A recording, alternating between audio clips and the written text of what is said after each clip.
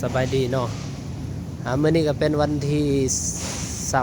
25ของสหรัฐอเมริกาเนาะวันที่25เดือนเมษเดือนเอพริล2025เนาะ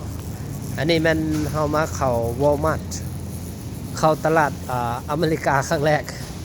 ในชีวิตเนาะว่าสิมีอะไรแน่เนาะมาเข้าตลาดอเมริกาเป็นครั้งแรกในชีวิตเลยเป็นวอลมาร์ทเนาะเป็นตอนนี้เฮามาฮอดทางในแล้วเด้อเอามาเบิ่งประเภทมักไม้การทำงานวอลมาร์ทนี่เป็นตลาดใหญ่ของอเมริกามีหมดทุกอย่างมันอ่อนมันด่างมันต้นโอ้อาหารการอยู่การกินเครื่องใช้ของซอยต่างๆจะครบสุดว่าซั่นซะแล้วมันมาเบิ่งอยู่ตลาดวอลมาร์ทนี่เนาะแม่นบ่จานติ่งตลาดวอลมาร์ทนี่มีหมดทุกอย่างเนาะแม่นบ่มีหมดทุกอย่างบ่ตลาดวอลมาร์ทครบสุดเนาะบ่ดูเอาอยู่ไสนี่อยู่ไสบ่ดูบ่ดูอยู่ประเทศใดอเมริกาอยู่เมืองใดนี่อเมริกาโมบิลเมืองโมเบลเนาะเมืองโมเบลรัฐเฮาอยู่แม่นหยังนี่อลาบามาบ่อาลาบามาสเตทเนาะอาลาบามาอันบัดวิงตันได้ซั่นเป็นหยังวิงตันฮะ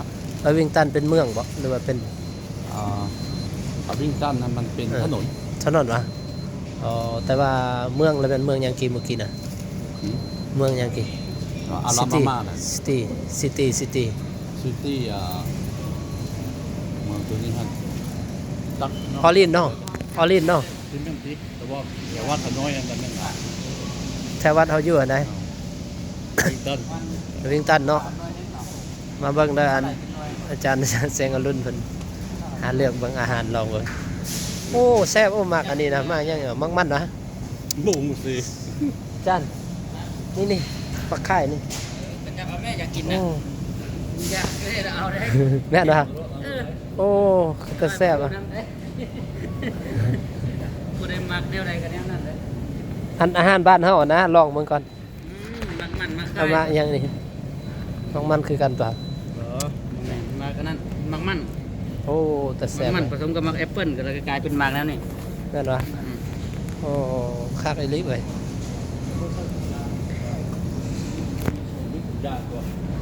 มีบ่ใส่ทุกอย่างบ่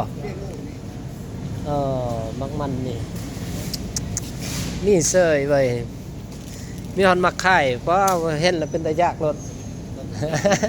ใช้ถุงยางผมมักซรี่ได้มาเบิ่งเด้อส่วนนั้นอาหารเนาะทางนี้เนาะก็มีมักซรี่ได้โอ้สลีปแต่แซ่บขนาดเว้ยหั่นน่ะโอ้อเมริกามีหมดทุกอย่างเลยว่าซั่นหลายกว่าบ้านเฮาอีกใส่อันนั้นได้เนาะแม่นคือบอกว้าวได้มักเล่นก็มีเนาะมีครบทุกอย่างเนาะอยู่นี่เนาะว่ามากเนาะนั่นเองมันน่าจะนั่นเองเพราะว่าจะ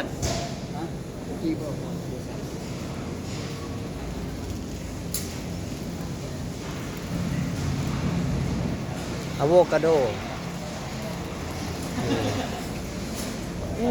คักเพราะว่าญาติเดี๋ยวญาติโยมเขามาคนนั้นคนนี้เขาที่มีของไปของมันมาเลยหลายสันบ่ทันเลยเอาได้สันมื้อนึง2มื้อ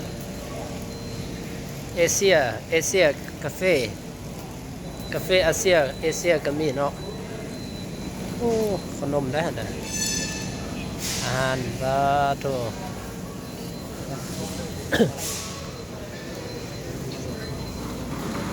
แต่ว่าอยู่ซานฟรานซิสโกมันจะทันสมัยกว่าสแกนเอาเลยจันสแกนเอาเลยทันสมัยอยู่นี่ต้องได้รูดบัตรอยู่นี่บัตรของเถื่อได้ของแม่นเอารูดเมื่อกี้แล้วบ่เนาะรูดหลายเถื่อเสียหลายเถื่อโอเคเรื่อยๆเว้ยเราว่าบ่ได้เด้เอาเรื่องเงินได้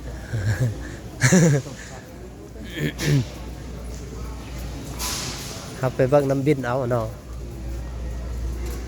อันนี้มันบ่อนจ่ายเงินเนาะแม่นบ่มาเบิ่งได้แบบใดนี่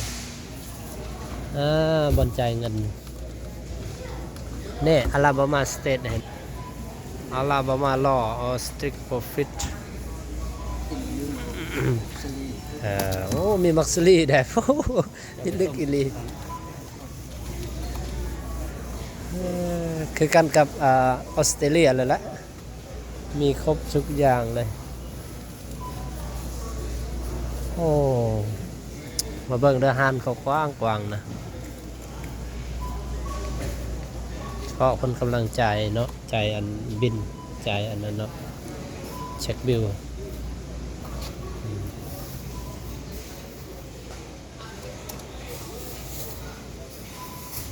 เพิ่น 2% แน่นอนนะน้อง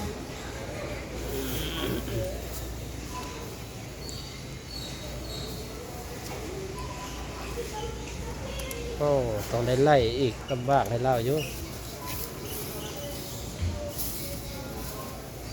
สแกนเอาอันต่อได้มีสแกนแล้วก็ง่ายให้เราอยู่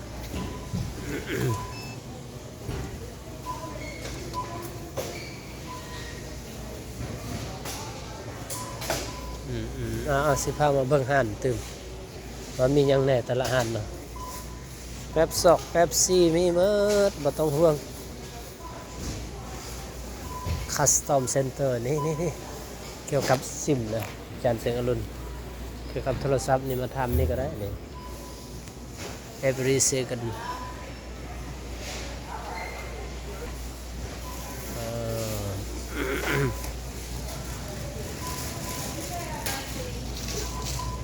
น้ำแข็งไอซ์เมื่อวานนี้เขาทำอยู่ทางย่นนะ Would you like ice ไม่อย่างว่าเขาก็งงตอนทำอิดไม่แห้งเกาะก็เลยว่าอ๋อไอซ์ต้องการน้ำแข็งบ่นะโอ้เกือบงงเจ้าของว่าเขาก็ตอบว่า no เลยวันนี้เนาะ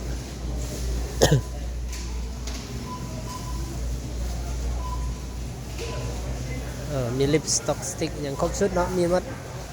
กว้างเป็นโกดังเลยโกดังวอลมาร์ทเขาอยู่โซนนี้แต่ว่าบ่ทันไปเลาะโซนทางคุณเนาะแต่ว่ามีร้อยเขาอยู่โซนเช็คเอาท์แล้วทางออกแล้วเนาะแต่ว่าห้านแทนมันอยู่ทางในพุ่นแหละกว้างใหญ่เลยละวอลมาร์ทเนาะ restroom เขาบ่ใส่ทอยเลทอยู่นี่เนาะใส่ restroom ออกจากวอลมาร์ทแล้วเนาะมาเบิ่งหันเด้อ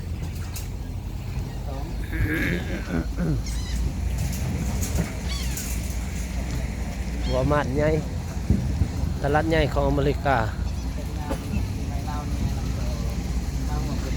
Reserve Parking